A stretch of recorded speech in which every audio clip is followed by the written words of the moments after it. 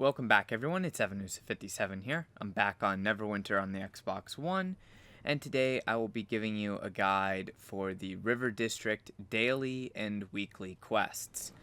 This zone can be, well, not explained very well for one, and it can be a little bit of a long, annoying zone, so hopefully this will clear a few things up for you. Now, if you've seen my video previously, you know how to unlock the weekly quest. However, if you have not unlocked the weekly quest, then you'll just have to wait until you actually unlock that. Basically until you get to about the middle point in any one of the campaign tiers. But I'm going to go ahead and start off. And I have already accepted the quest just to make this a little bit easier and a little bit faster, so please do bear with me. So you are going to have the weekly quest. There will be an optional quest up in this zone of the map, the Dockhands quest. There is another 2 quests that are optional that you can get as well. So we're just going to cover everything basically. First, I like to pick up the daily quest, and I take the quest The Departed. It's the one on the top, basically the easiest one for me. And then if you have the weekly, you will pick up the weekly from Stormeye.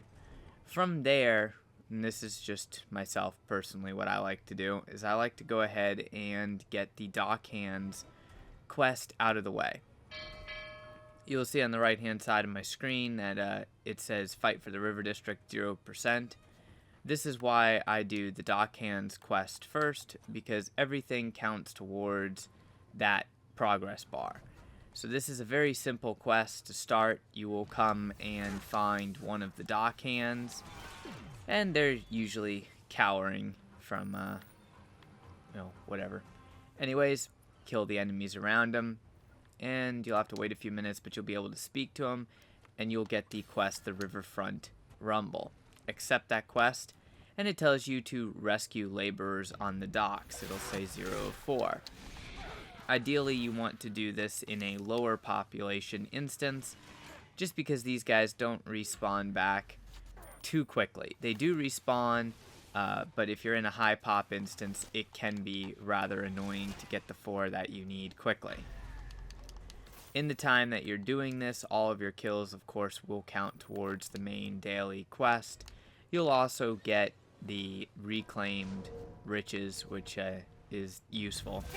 And on top of that, you have a chance to get an item called a stencil cipher, which is right here, this item that I'm going to pick up, and you will go ahead and accept the quest for the stencil cipher. That is the 3rd optional quest. And then there will be a documents quest. I already have that quest started. You get it from killing and picking up an item called incriminating documents. And then you have to collect more incriminating documents for a total of 5 to actually complete the quest. Those documents only drop from, not players, but basically enemies classified as adventurers. It did confuse me a little bit because of that fact. I was like, wait, I can't kill players in this zone. But you have to kill a total of 5 groups, and they spawn at some random locations across the map. Each one of these small little side quests does have a chance of giving you evidence of evil. So that's the first quest completed. Now all I need to do is I need to find a dig site that is a crypt. So I will go ahead and mark that location on the map, because the quest that I have is called The Departed, and that quest requires you to pick up a specific item from a crypt dig site. So if you go to a dig site that is not a crypt, you will not get the item that you need. Now you should do at least one of these vaults per day, or more if you want to, but at least one.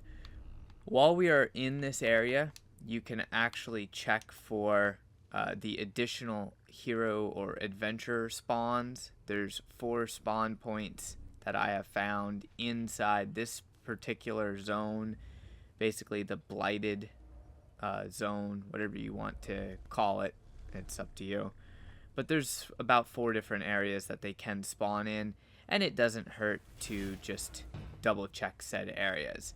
One of the spawns, a matter of fact, is right here, and lucky enough, they're here.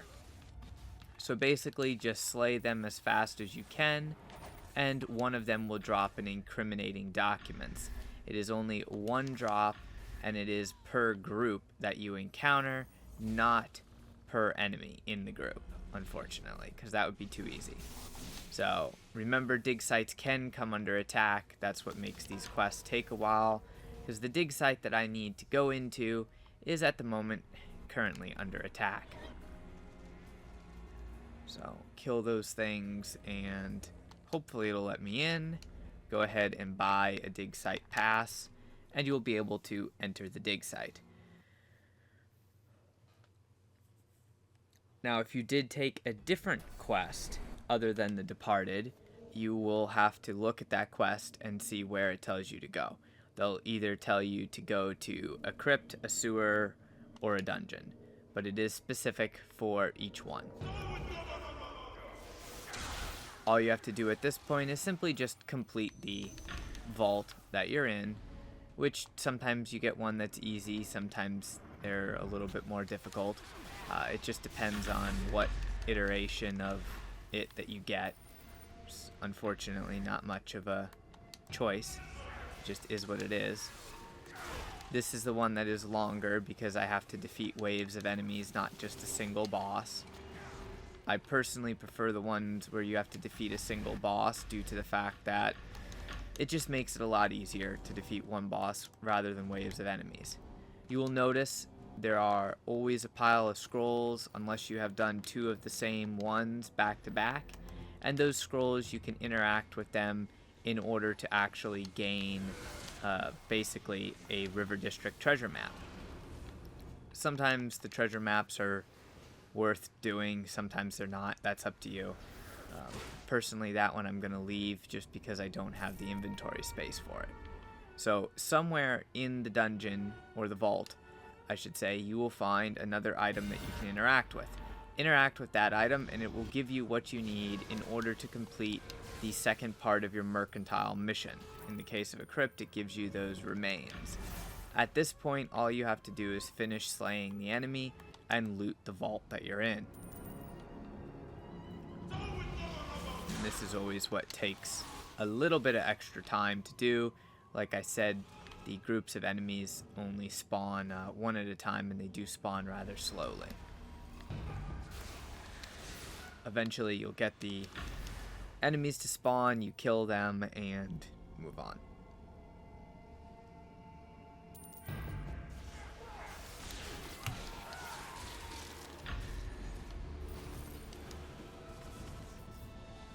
So you'll see it says clear the enemies. That's completed. At this point you will be able to loot your treasure chest, claim the rewards, and go back to your business. If you wish to do more vaults per day, you can. That's entirely up to you. I'm only doing the one for the purposes of this video. After this point, you will still need multiple of the writings, and you will still need to raise the fight for the River District percentage. However, you can go ahead and discard the dig site pass out of your inventory because it is not necessary for you to keep it. Next, there's usually this ritual up, depending on what instance you're in, and you should try to do at least 5 heroic encounters a day, because you can get an additional 5 evidence of evil from the heroic encounters. The small ones reward up to 1 evidence of evil, and the large ones, including the treasure ship, can reward up to 2 evidence of evil. However, this is not guaranteed every time. Sometimes you must run 15 or 20 heroics just to get your basic 5 evidence of evil for the day. So I cannot personally be asked to run that many, and I don't, basically.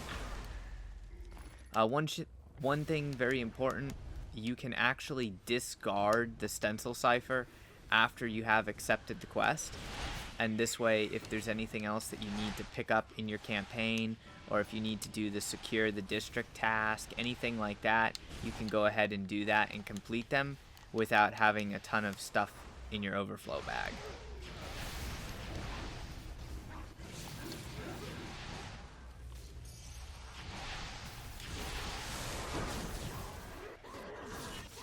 So basically, short story is just slay as many of the enemies as fast as possible.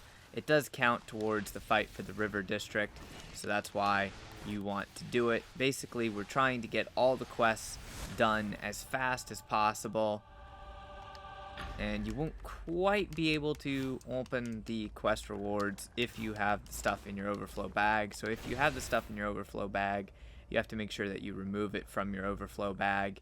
If you wish to get some more ritual progress, you can always sacrifice magic at the altars. That's up to you. So go ahead and collect the reward. Sometimes this is the best thing that you can get, Evidence of Evil and Arcane Magical Writings. If you get that, that's fantastic. If not, don't worry too much. So automatically you'll see that for the Stencil Cipher quest, it says decipher the first marker. So that's where I'm going to go now. But I am going to check the 2 spawn points for the adventurers. One would be right there and one would be right in front of me. Since neither one is there, I'm going to go get the first marker. Remember, this can be different. The first marker can be in any of the 3 zones. So just keep that in mind. It might not be in the exact same place that it is for me.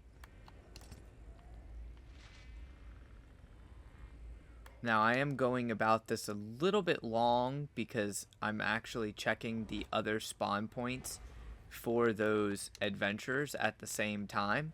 That's up to you whether or not you wish to check or you even have those quests. Another possible spawn location is right here, but since they are not in any of those 4 spawn locations, I'm just going to move on with the rest of my dailies because there's actually even more locations that they can spawn. So the first cipher location is over here behind this tree. Unfortunately, I have yet to be able to actually sneak by the group of enemies, so you do need to kill them.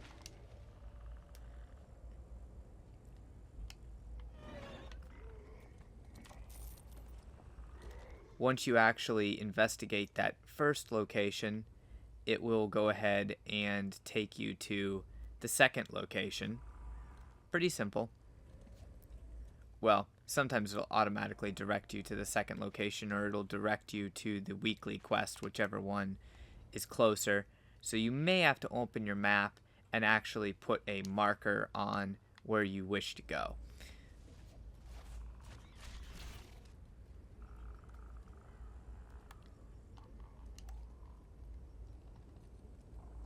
While I'm running over there, I'm going to briefly explain the weekly quest for you. So the weekly quest is something where you have to go in and do one of the portals. It does not matter which one you do, and you can do it with a portal stone and just get it done with. So you can still get the rewards from using the portal stone. If you're in a group and you don't have the quest to do that instance and you don't have a portal stone, it is still technically possible for you to complete the quest as long as at least one member of the group actually has the portal stone. Now, another possible spawn for the adventurers is right up here. In this case, they're here, and there are 3 wizards. They do all use Steal Time and Oppressive Force, so the stuns can be real for support classes who cannot slay them quickly. You'll see another incriminating documents drop, which means I only need 1 more, and I am pretty close to the actual location that I need. So unfortunately, these guys do have a ridiculous leash range. It's actually faster to just kill them than it is to try and run away on foot. They made this zone so that it's not easy to walk through without getting everything aggroed on you, unfortunately. Here is the other second, I should say, decipher marker. At this point, a good idea, instead of opening the hidden cache, if the heroic is up, a good idea is to do the heroic.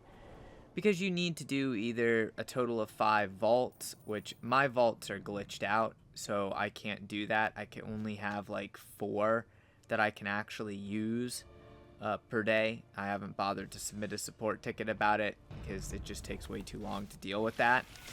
So instead of that, I merely do multiple of the heroic encounters, since that counts for the quest and it gives me a chance at the additional evidence of evil. Plus all of the kills that you get in the zone. Basically, it takes like maybe 2 to 3 groups of mobs to give you 1% on the fight for the River District. So technically, you could actually complete the quest without doing anything other than one vault and just slaying a bunch of random enemies.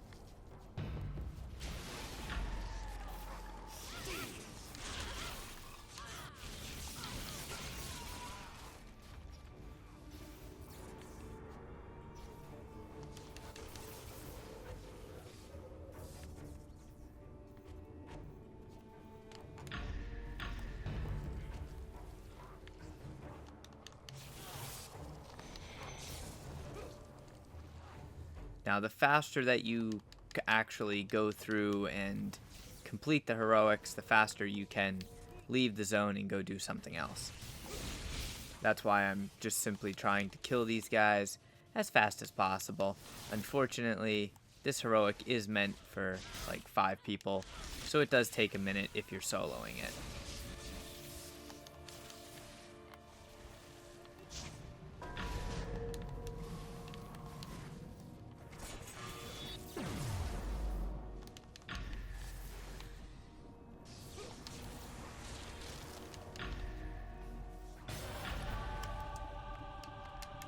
And another great success.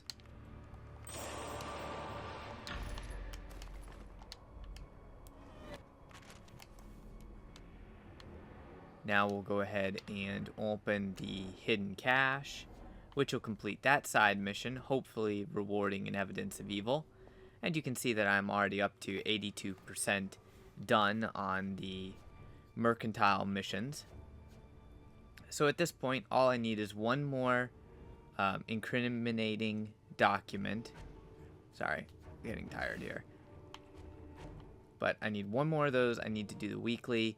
And really, then that's about it. There isn't much left to do. We're almost done with everything that you absolutely need to do in this zone.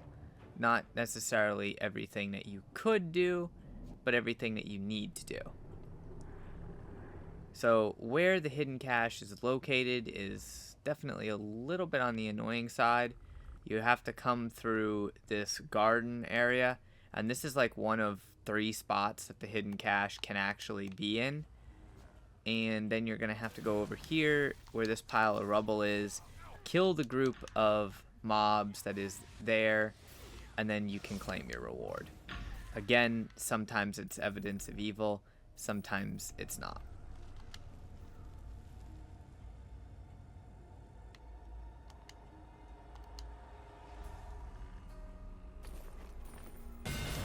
And that time I did not get evidence of evil. At this point, I'm going to go down and I'm going to try and catch that other Far Realm encounter, which is going to be the Cabal encounter. Somebody's already doing it, so I may not get there in time. But that's okay because I have a Cabal portal stone, so that is where I'm going to go to do the weekly.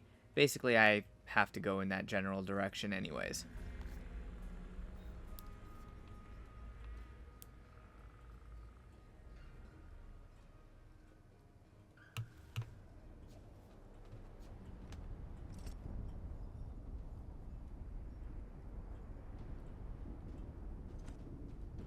Now there is a couple adventurer spawns also around this area too. I don't really see them very often in this area. I mostly see them in the Fae area, but that might just be my luck. Oh, look at this. Somebody's already doing the encounter, which is perfect. It means if I just help this guy, which is actually, damn, he's a cleric trying to solo this. Well, props for attempting that. I know I wouldn't even bother.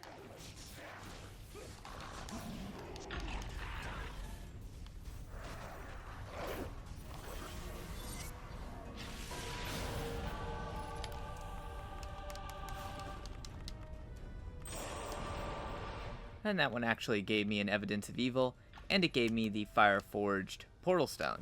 So if I did not already have this portal stone, I would be able to accept the quest from it. I do already have the portal stone, so for me it's not really a big deal. This is also another spawn for the adventurers, or another possible spawn. This one is possible as well, and it happens to be where they are today. Alright, that is completed. Now the only thing that I have remaining to do is the weekly.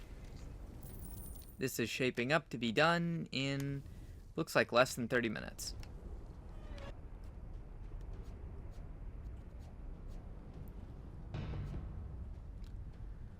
So for the weekly quest, you're going to go to your choice of portal. As I mentioned before, does not matter if you have the portal stone, as long as a member of your party does have the portal stone. In my case, the one that I have, that I just got from the heroic encounter, is actually the one for the Cabal, so I'm going to go ahead and do this one, which is pretty simple and pretty easy to do. Now you'll see that it says requires the Cabal portal stone. It's understandable. And it can be a little bit annoying if you guys do not have a lot of inventory space. So the easiest thing to do is just make sure that you have one inventory slot. If you do not have at least one inventory slot, then you will not be able to do it, because you must move the portal stone into your inventory in order to accept the quest. Once you have accepted the quest, you can then discard the portal stone. Or technically, the portal stone sometimes disappears out of your inventory after 24 hours. It's kind of weird, but yeah, that happens.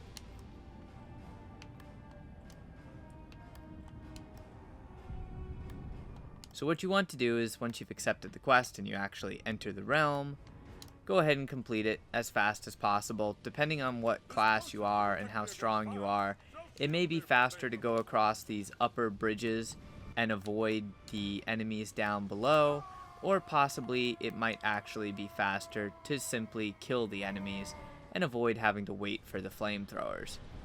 In any case, if you are squishy, it's a good idea to make sure that you have health potions or a stone of health if you are attempting to solo this. Any characters that have a dash or dodge can actually dodge through the fire, which is a very convenient thing.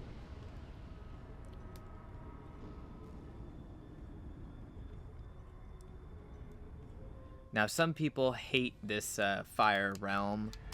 It's quite honestly personal preference. Which one you prefer to do is entirely up to you. Your companion more than likely will die, so keep that in mind. You will have to resummon them. What you're going to do is just try and dodge and make your way through these flame jets to the point that you hit all of them switches, and then you'll be able to cross this platform, engage the lever, and move on to the next section where you are forced to kill more enemies. It is normally at this point when you come back that your companion dies, so just keep in mind you may have to resummon him.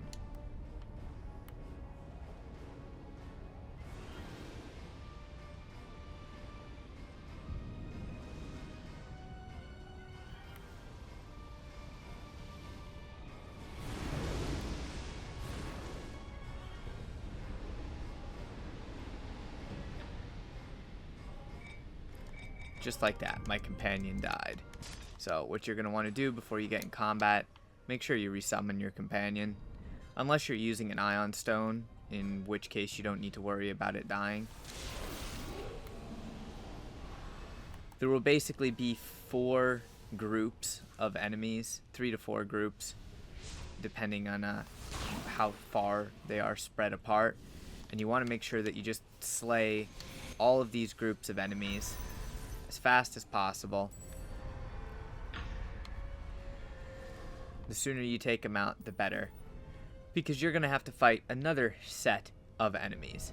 So technically, if you're doing this solo, it is probably one of the longer layers, just because of the sheer amount of distance that you have to cover. Once you engage that switch, you will have to defeat groups of enemies again. It's another 4 groups of enemies, so slay them as quickly as possible. If you're doing this by yourself, they usually don't really have that much health, so it shouldn't take you very long. A few rotations and they should be dead. Another nice thing is they basically spawn in the same spot, so if you have AoE moves, you can hit them all, and then it goes by real quick. Now, I will recommend, if you are playing a squishy class, such as a control wizard, if you are a control wizard, slot shield in your spell mastery, and you may run into an invisible wall right here. It's possible to get over the wall by jumping and dashing, or if you don't have a dash, simply go to I'm stuck, defeat myself, and basically respawn at this campfire. Now, for those of you who actually don't know how to do this fight can be one of the more annoying ones. That's one of the reasons why I recommended that you have health potions on your, potion tray. Or a stone of health. I have a stone of health. You don't need to have the stone of health, it just makes life easier.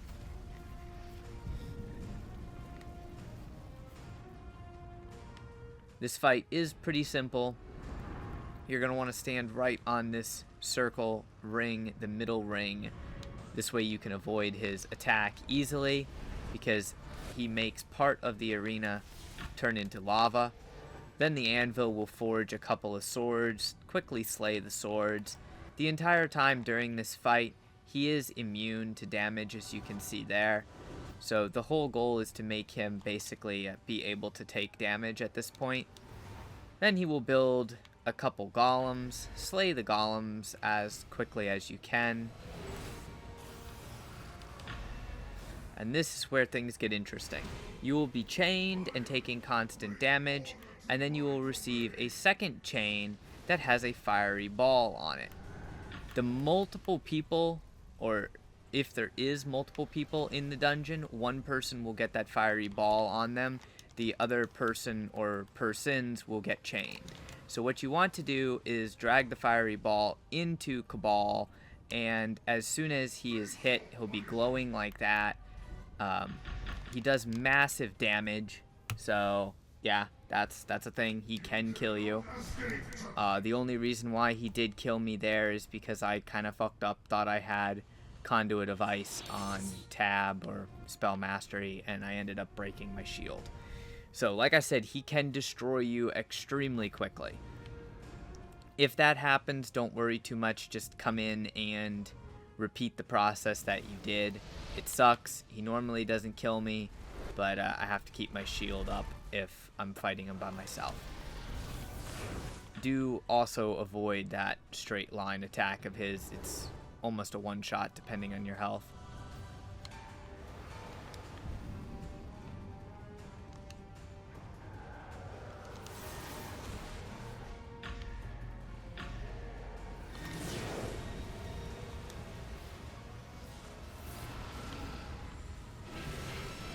There we go. I got the chain. I got the ball and chain as well. And it actually glitched out on me. That's... Okay, there we go. Oh, shit. Nope. It glitched. Great. I've only done this thing like 20 times and not had a problem except for the first time, so it would figure that when I'm recording it decides to be problematic.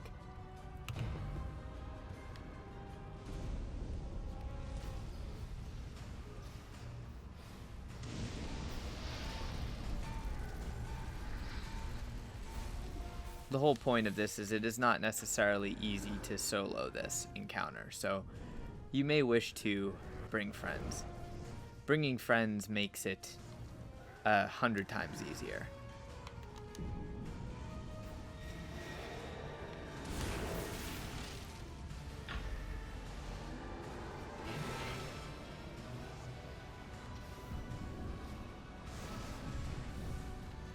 Alright. There's the fiery ball. More importantly, where did he go? Make sure you don't let the fiery ball hit you, because that does a shit ton of damage. So just drag it into him, and then he will be able to take damage. Since he can take damage, you can heal off a lifesteal now. If your lifesteal does not proc, though, you will want to use a Stone of Health, which I cannot use because he's knocking me around. So this is getting a little bit fucking retarded right now.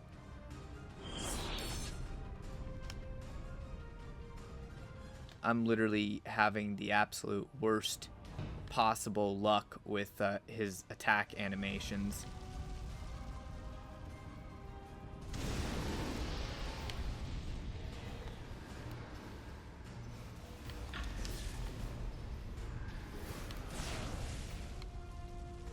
That's another thing. Sometimes he'll stand on top of the anvil.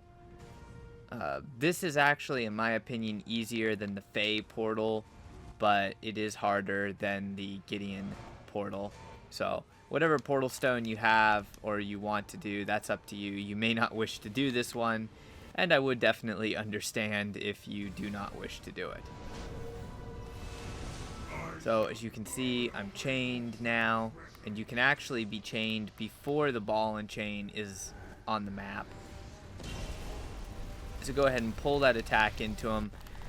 My lifesteal proc this time, so he is going to die basically as soon as I find him now. You cannot escape judgment. And of course he'll grab you and throw you up in the air and stun you, and he's just a general pain in the ass to fight.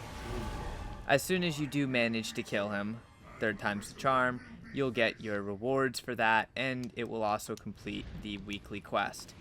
So at that point all you have to do is exit, and then the very last step is to turn in all of the above quests that we completed. Overall, relatively simple. Depending on how highly geared you are, it should take you no more than 45 minutes to do everything. So what you need to do is you need to turn in all the quests, and of course that means going back to the very beginning of the instance. So a faster mount does help. Another trick you can use is you can actually teleport to the Moonstone Mask and then travel back to the River District. That helps cut the travel distance and time down. At this point I did not do 5 heroics, I only did like 3 heroics. So you could do some more heroic encounters if you wanted for the chance at the additional evidence of evil. You could also do another vault if you wanted, or multiple vaults, multiple maps. Whatever additional tasks you do are completely up to you. This video is only for basically showing the absolute necessity of what you need to do for said quests.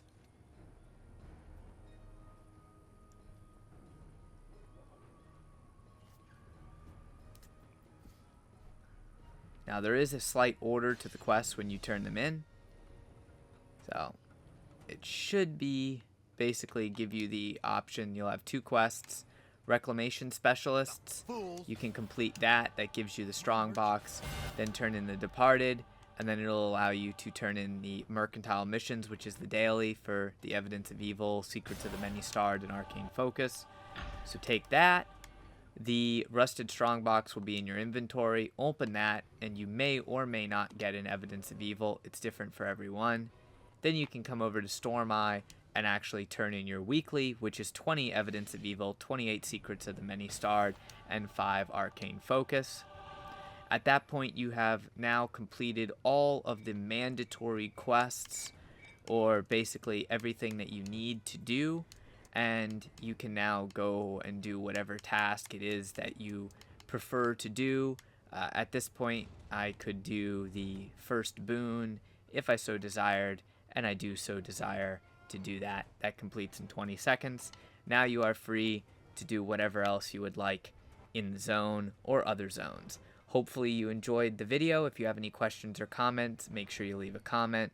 Otherwise, share the video with a friend or guildmate, drop a like on it, and of course, subscribe for more content. Until next time, stay frosty.